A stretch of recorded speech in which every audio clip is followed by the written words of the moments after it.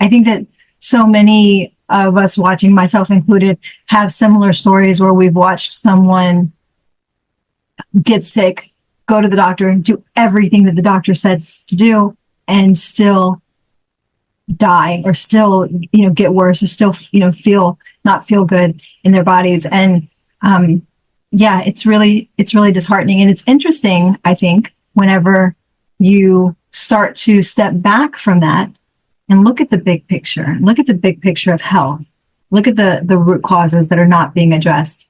Right. So in your book, so you coined the term dysfunctional medicine. Can you explain what you mean by that and why it's particularly relevant for women in midlife? I have a very strong opinion about this. So, I hope, and I do not mean to offend anyone in the conventional space, but medicine is rigged in the sense that there are deep pockets everywhere. When I was an OT for like 38 years, every single couple of years, things were different with Medicare and how much care patients would get. And I did home care for a long time.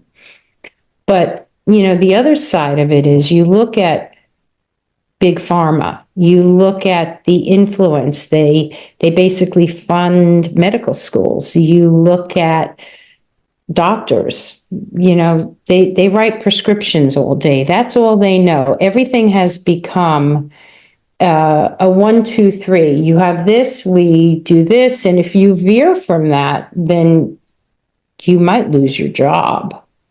So, but then I had a real hands-on experience from 2002 to 2003 for a year. I had a year-long contract with a hospital in the Northeast. And I knew the CEO, and I worked with his cousin, and all good things happened. And he wanted to build in a functional medicine department in his hospital system. And first of all, I was the only certified functional medicine practitioner that was hired. They had already had the team of players. And the doctors were really good doctors, but they weren't certified in functional medicine.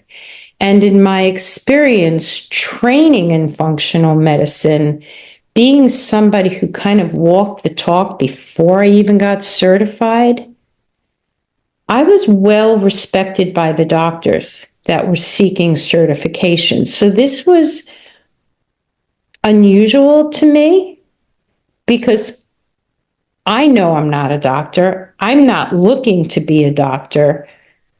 But if I say I can be a bridge between you and functional medicine until you really feel qualified as a functional medicine practitioner, that's what I thought I would be. I thought I was setting up infrastructure. And that's number one. Number two, I kept watching our doctors referring out for like GI doctors visits. And I kept saying, but you can handle this in the office. This is what patients come for. They don't want to go for another doctor's appointment. But what happens in medicine is doctors make their salary, but then they make, not commission, that's probably not the right word, but there's extra money that they make when they refer in the network. And then all these wonderful laboratories that functional medicine practitioners have been using for the last 15 years, they're all vetted by the entire functional medicine community. And the organizations like A4M and IFM, they're all vetted, right? No, everything had to go through pharmacy. Everything. And it didn't happen in my year being there. They actually ended up bringing in a doctor thinking that he could do it. And it still, from what I understand, took another 6 months until they got some of those functional medicine labs in. It had to be, they wanted to do it like through Quest or LabCorp. They wanted, and the beauty of some of the functional medicine labs is the way they're presented is educational for patients. It's not just a black and white, these are the numbers. It's coded with colors. You know what's in range, you know what's out of range, you know what's maximal out of range, what's just a little bit out of range. It's so much more motivating for patients. And I kept being a voice for, these are tools for instilling motivation for behavioral changes around food. Why wouldn't you use these labs? That was another thing that happened.